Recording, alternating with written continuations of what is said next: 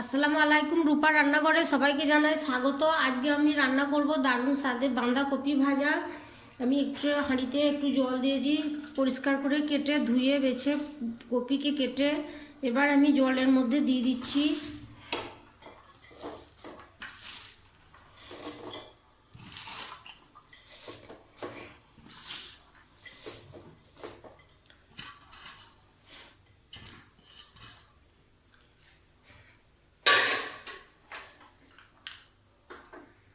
দিয়ে দিচ্ছি স্বাদ মতো লবণ,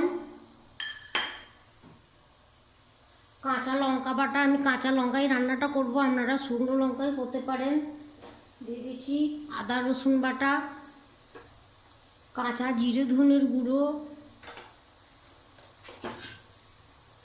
হলুদ গুঁড়ো।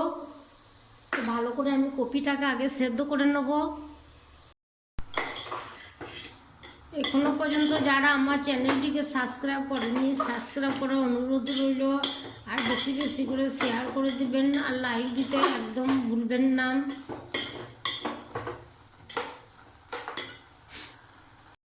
এবার কড়াই একটু সর্ষে তেল দিয়ে একটা আলুকে আমি কুচি কুচি করে কেটে নিয়েছি, তেলের মধ্যে দিয়ে দিচ্ছি। আমি সর্ষে তেলে রান্নাটা করব। দিয়ে দিচ্ছি লবণ, একটু হলুদ, ভালো করে লাল করে ভেজে নেব। আমার আলু ভাজা হয়ে গেছে, আমি এবার তুলে নেব। এবার কড়াইয়ের মধ্যে দিয়ে দিয়েছি আর একটু তেল, দিয়ে দিয়েছি কয়েকটা রসুন কুচি, পেঁয়াজ কুচি, ভালো করে ভেজে নেব। এবার পেঁয়াজ ভাজা হয়ে গেছে, দিয়ে দিচ্ছি সেদ্ধ করা কপি।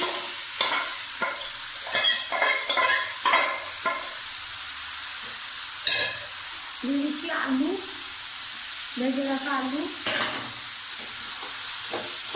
ভালো করে একটু লাল করে ভেজে নেব।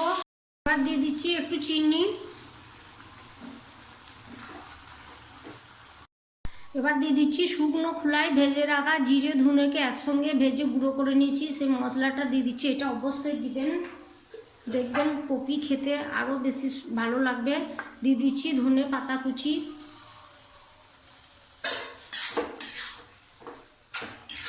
ভালো করে আরেকটু ভেজে নেব। আমার তৈরি হয়ে গেল বাঁধাকপি ভাজা। দেখুন কত সুন্দর, আলু কপি একদম গায়ে গায়ে লেগে আছে। দেখতে যতটা সুন্দর, খেতেও খুবই ভালো। এটা আপনারা ভাত, রুটি, পরোটা দিয়ে খেতে পারবেন। আমি যেভাবে ভেজেছি একবার এভাবে আবার ভেজে দেখুন, খেয়ে কেমন লাগে। আর যদি ভালো লাগে তাহলে আমার চ্যানেলটিকে সাবস্ক্রাইব করে আমাকে সাপোর্ট করুন। সবাই ভালো থাকুন, সুস্থ থাকুন, রূপা রান্নাঘরের সঙ্গে থাকুন। আল্লাহ হাফিজ।